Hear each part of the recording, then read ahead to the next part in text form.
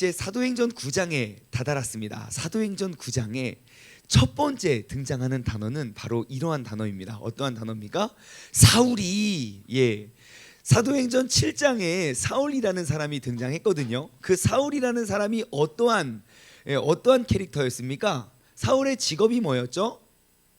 요즘 날로 말하면 검사 중에 좀 검사장 정도 되었던 것 같아요. 그래서 그거를 또 심판하고 또 그 사람들은 바로 연행할 수 있는 그러한 이제 권한을 가졌던 그 사람이 스데반이라는 그런 정말 많은 성도들 중에 가장 뛰어난 평신도 그 사람을 죽이는 데에 너무 마땅히 여겼습니다. 그래서 되게 악역이 딱 등장을 했어요. 그리고 8장에는 사울이 등장하지 않지만 이제 9장에 딱 넘어와서 다시 그 사울이 등장을 합니다. 자, 그 살인자 사울, 그 사울의 모습을 우리가 한번 살펴봤으면 좋겠어요. 사울이 주님의 제자들에 대하여 여전히 위협과 살기가 등등하여 그럽니다. 자, 사울이라는 그때만 해도 굉장히 나쁜 사람이죠. 이 나쁜 사람이 주님의 제자들을 보고 그에 대해서 어떻게 합니까? 여전히 위협과 살기가 등등해서 분명히 7장이 굉장히 나쁜 사람이었는데 9장에 넘어왔는데 여전히 나쁜 사람이에요.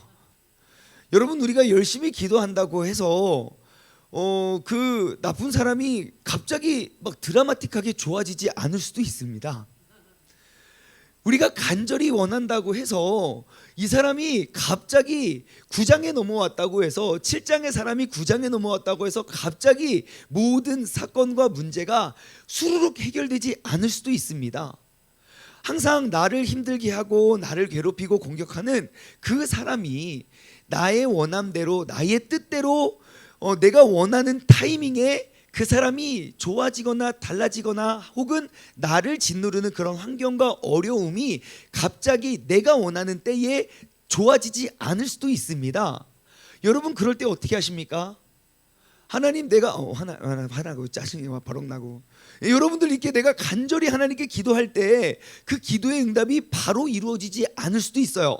어떻게 하시겠습니까? 기도를 포기하시겠습니까? 그래도 불구하고 기도를 계속 하시겠습니까? 우리 친구들 여러분들에게 물어보고, 해찬아 어떻게 생각해요? 기도를 계속 해야겠어요?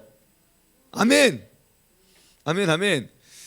자, 여전히 위협과 살기가 등등해도 여러분, 우리는 계속 기도해야 됩니다. 왜인지 아십니까? 그 살기가 등등했던 때에도 하나님께서는 분명히 일하고 계시기 때문입니다. 한번 그 하나님의 일하심을 오늘 이 사울의 변화되는 그 사건을 통해서 우리가 발견했으면 좋겠어요. 자, 아무튼 살기가 등등해서요, 대제사장에게 가서 어디를 향하냐면요, 다메섹 여러 회당에 가져갈 공문을 청합니다. 자, 사울이 살기가 등등해서 예수 믿는 사람을 다 잡아놓고 뒤에 보면 남녀를 막론하고 결박하고 예루살렘으로 다 끌어오기 위한 그런 목적지로 첫 번째 사역지, 사울에게 있어서 모든 그리스도인들 기독교인 박멸 프로젝트 첫 번째 사역지를 어디로 정했습니까? 다메섹이에요. 왜일까요? 많고 많은 도시일 거예요. 많이 흩어졌을 거예요. 근데 왜 다메섹일까요? 네. 거기에서 스데반은 예루살렘에서 죽었어요. 왜 다메섹에 가서 왜 다메섹이라는 도시를 택했을까요? 우리가 다메섹은 어떠한 곳인지 잘 알지 못하더라도 사도 바울이 기독교인들을 잡멸하기 위하여 많은 도시들이 있었을 것인데 첫 번째로 택해서 갔다는 것은 우리는 뭘 할 수 있습니까? 그곳이 가장 요지이기 때문이겠죠. 어떠한 요지요? 기독교인들이 가장 많이 뭉쳐 있고 거기서 지금 소문이 나면 이제 그 뒤에는 가장 쉽게 기독교인들을 잡멸하고 박멸할 수 있다고 생각했기 때문이겠죠. 그래서 다메섹이라는 곳을 우리가 조금 살펴보면요, 다메섹은 많은 유대인들이 대략 학자들에 의하면 한 4만에서 5만 명의 유대인들이 집결해서 사는 곳이 다메섹이라고 봐요. 예루살렘과의 거리는 약 200에서 250km, 가까운 거리가 아니에요. 그냥 옆 동네부터 차근차근 기독교인들을 잡아갔던 게 아니라 무려 200에서 250km 떨어진 그 도시까지 가서 거기에 기독교인들을 다 잡아내고 남자고 여자도 할 것 없이 인정사정 볼 것 없이 그들을 예루살렘으로 다 끌고 오려는 그런 계획이 있었습니다. 그래서 학자들에 의하면 지금 다메섹에는 대략 한 30여 개, 여기 오늘 본문 말씀 2절 말씀을 보면 다메섹 여러 회당에 가져갈 공문을 청하죠. 여러 회당. 그래서 다메섹에는 대략 한 30여 개의 회당이, 유대인들을 위한 회당이 있었을 것이다. 그리고 그곳에 있는 대부분의 유대인들은 예수를 그리스도라 믿는 예루살렘에 놀라운 부흥이 있었고 그 부흥에 의해서 이주된 많은 사람들이 다 그쪽으로 몰렸을 것이다 라는 걸 우리는 알 수 있습니다. 그래서 그 공문을 가지고 갑니다. 자, 그러면서 그 밑에 내용은 아마 여러분들 좀 아실 거예요. 사울이 3절 말씀 볼게요. 한번 말씀으로 봅시다. 사울이 길을 가다가 다메섹에 가까이 이르러, 그러니까 대략 한 200km 가까이 힘들게 올라갔어요. 다시 말해 아무리 부지런히 가도 한 5일 길은 충분히 갔을 거예요. 5일 길. 그래서 쭉 가서 다메섹에 거기다 이르렀을 때 호련히 하늘로부터 빛이 그를 딱 둘러엎어서 이제 바울을 부릅니다. 예수님께서. 자, 그럼 여기서 이러한 질문이 전 떠오르더라고요. 여러분, 바울이 다메섹이라는 도시를 바울이 택하여 갔을까요? 아니면 하나님께서 바울을 다메섹으로 인도하셨을까요? 자, 잘 생각해 보세요. 지금 바울이 기독교인들을 다 잡아 죽이려고요. 공문도 요청하고 공문을 받아서 가요 거기까지 요지기 때문에, 그래서 바울이 계획해서 가죠. 그럼 질문이에요. 여러분 잘 생각해보고 대답해 보세요. 바울이 다메섹이라는 도시를 택해서 바울의 의지로 갔다? 아니다. 하나님께서 바울을 다메섹으로 인도하셨다. 1번, 2번. 하나, 둘, 셋. 우리 친구들이 다 2번이라 그랬어요. 왜요? 하나님은 모든 것을 계획하고 계시기 때문에. 하지만 하나님 7장에 스데반 죽인 그 바울 여전히 살기가 등등하잖아요. 모든 거 알고 계시면 그 사람 고쳐주셔야 되는 거 아닙니까? 왜 굳이 사울을 다메섹까지 보냈을까요? 서윤아, 왜 2번이야? 그냥 2번인 것 같아요. 정확해요. 여러분, 분명히 이렇게 문자적으로 보면 사울이 다메섹이라는 곳을 가서 우리가 공격을 해서 그들을 다 잔멸하면 그 다음에 너무너무 쉽게 기독교인들을 다 묵찌를 수 있을 거라고 계획한 것 같아 보여도 그 안에는, 그 이면에는 하나님의 완벽하신 계획이 있었습니다. 하나님께서 그 바울과 그 친구들을 다메섹으로 이끌어낸 것은 바울의 계획처럼 보여지지만 완벽한 하나님의 계획임을 알 수 있어요. 무엇을 통해 알 수 있습니까? 사울이 그곳에 가서 눈이 멀 것을 하나님께서는 아시고 그 주변에 있는 아나니아를 준비시키시거든요. 아나니아가 저기 멀리 사는 사람이었다면 여러분 아나니아에게 이렇게 나타나서 말씀하셨겠습니까? 아니에요. 하나님은 이 완벽하신 계획 속에 있었다는 거예요. 그러니까 여전히 살기와 위협이 등등할 때에도 우리가 알 수 있는 건 무엇입니까? 하나님은 그를 향한 완벽하신 계획을 가지고 있다는 거예요. 여러분, 우리가 사울로서 사람을 죽일 때 하나님이 함께하지 않으시다가 다메섹 도상에서 하나님을 만나고 그 다음부터 하나님이 사도 바울을 이끌어내서 사용했다고 생각하시면 안 됩니다. 하나님은 지금 사울이 여전히 위협과 살기가 등등할 때에도 그를 지켜보고 계시고 그를 통하여 계획하신 일들을 이루어가고 계신다는 건 알 수 있어요. 목사님, 그럼 우리 너무 힘들고 억울하잖아요. 그 기독교인들 박해받고 너무너무 힘들고 괴로운 거 아닙니까? 그러니까 우리가 집중해야 될 것은 하나님의 뜻이라는 거예요.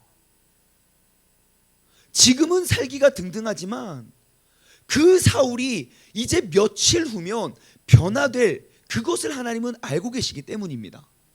제가 오늘 이 본문을 가지고 묵상하다가 정말 또 한 번 속으로 피식 웃었던 대목이 있는데, 그 뭐냐면 15절과 16절 보잖아요.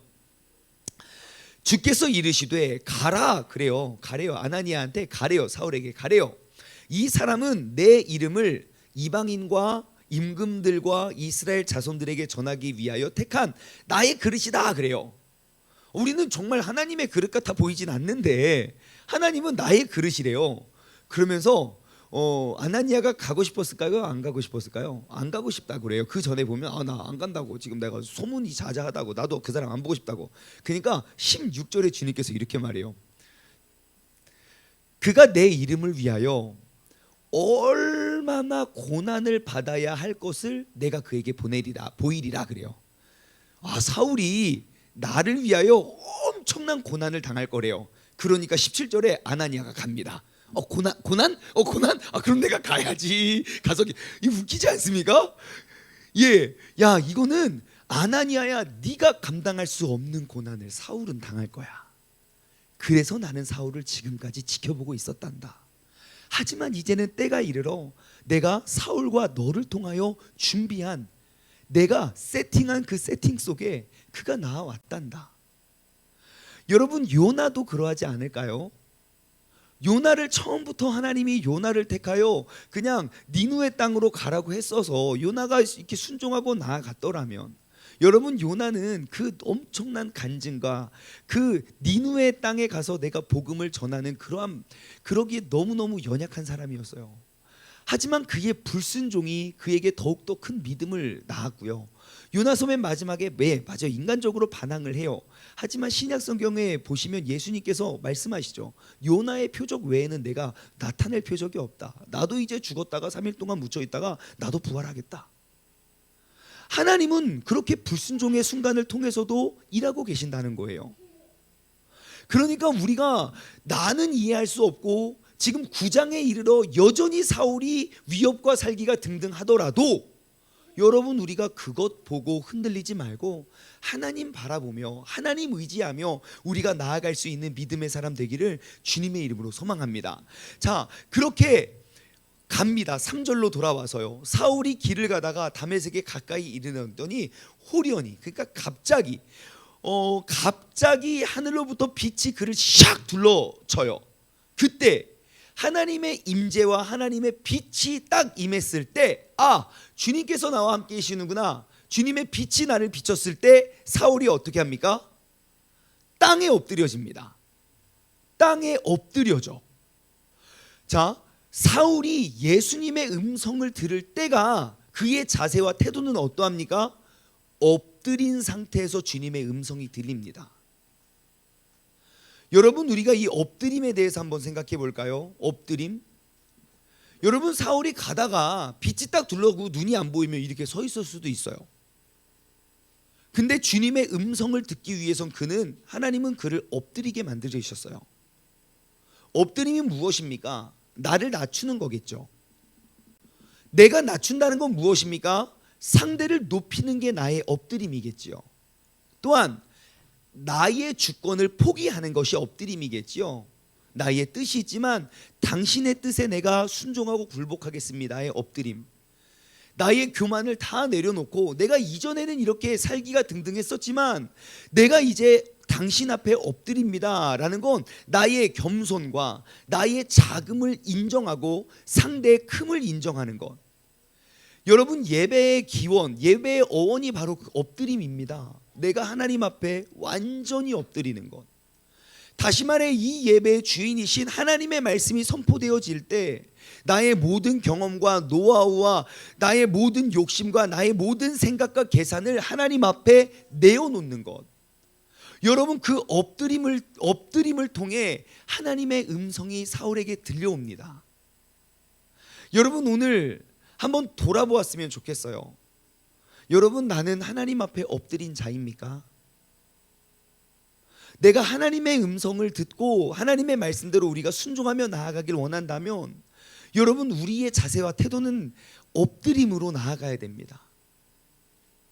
내가 엎드렸을 때 하나님의 음성이 들려요.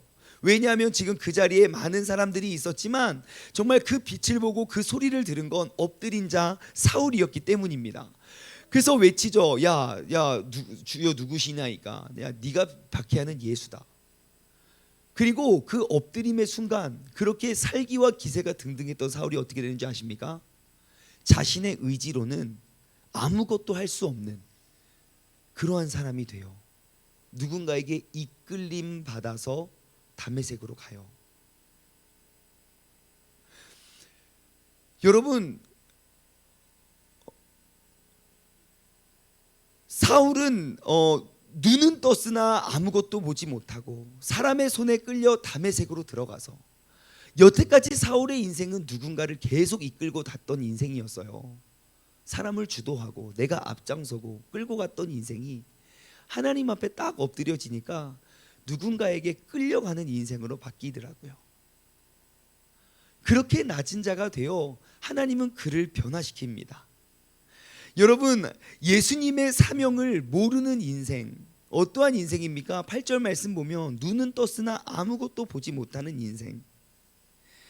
하지만 우리가 주님의 그 소명을 우리가 붙잡고 나아갈 수 있는 사람들 되기를 주님의 이름으로 간절히 소망합니다. 마지막으로 15절 말씀 보고 말씀 마치겠습니다. 주님께서 이르시되 가라 그래요. 아나니아야 가서 그 사람 안수해주고 눈 뜨게 해줘. 저는 사울이 여기 왜 왔는지 알아요. 우리 다 잡아 죽이려고 그래요. 그 사람의 그 하나님 이거 만나면 다 죽어요. 그러니까 주님께서 말씀하세요. 가라. 그 사람은 나를 위하여 택한 나의 그릇이다 그래요. 여러분, 엎드림 이후에 따라오는 순종은 무엇입니까? 내가 이미 알고 있는 모든 선입견을 버리는 순종입니다. 그게 엎드린 자의 모습입니다.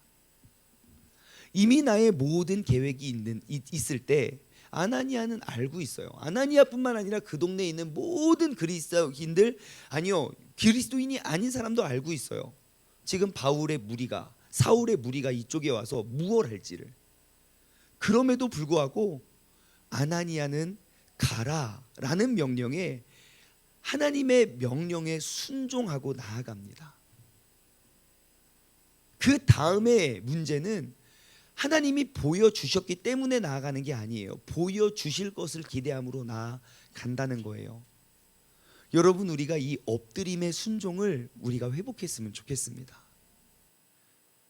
이 순종이요, 누구가 쉽고 누구가 어렵냐면, 비교적 처음 주님을 뜨겁게 만난 사람들은 순종하려고 해요. 누가 순종하기 어렵냐면요, 신앙생활 오래 하면 할수록 점점점 나의 경험과 경력이 쌓이면 쌓일수록 순종이 어려워져요. 내가 아는 게 많아질수록 하나님에 대한 믿음과 신뢰가 커져야 되는데, 아는 게 많아질수록 하나님의 능력에 대한 순종을 하기가 어려워요. 오늘 이 시간 우리가 한번 돌아보았으면 좋겠습니다. 첫 번째, 나는 하나님께 엎드려진 자인가? 두 번째, 나는 엎드림 속에 순종하며 나아가는 자인가? 분명히 여전히 사울은 위협과 살기가 등등하지만 주님의 말씀에 의지하여 가라. 그리고 그 사울을 하나님의 위대한 사도로 기름 붓는 아나니아가 정말 오늘 이 자리에 있는 우리 모두가 되었으면 좋겠습니다. 또한 정말 여전히 위협과 살기가 등등했던 사람이지만 내가 주님 앞에 엎드린 자가 되어서 주님께서 나를 통하여 계획하신 그런 모든 능력을 우리가 감당하며 나아갈 수 있는 그런 사울이 이 자리에 있는 우리 모두가 되기를 주님의 이름으로 간절히 소망합니다. 함께 기도하겠습니다. 하나님 아버지, 감사합니다. 오늘 이 아침에도 주님께서 우리의 발걸음을 인도하여 주시고 나의 모습, 나의 신앙생활의 모습을 다시 하나님의 말씀에 비추어 보게 하여 주심에 감사드립니다. 하나님, 나는 주님 앞에서 엎드린 자인가? 오늘 이 아침에 다시 한번 돌아보길 원합니다. 내가 하나님 앞에 엎드렸다면 그 엎드림을 증명할 수 있는 건 나의 고정관념과 나의 선입견, 그보다 앞선 주님의 말씀에 대한 순종을 의미합니다. 하나님, 오늘 이 시간 내가 알고 있고 내가 예견하고 예측하는 그런 모든 것들보다 더욱더 하나님의 말씀을 의지하여 우리가 순종함으로 나아가 하나님께서 계획하신 그런 놀라운 뜻과 놀라운 역사의 도구로 쓰임받게 하여 주옵소서. 감사드리오며 이 모든 말씀 살아계신 예수 그리스도의 이름으로 기도드리옵나이다. 아멘.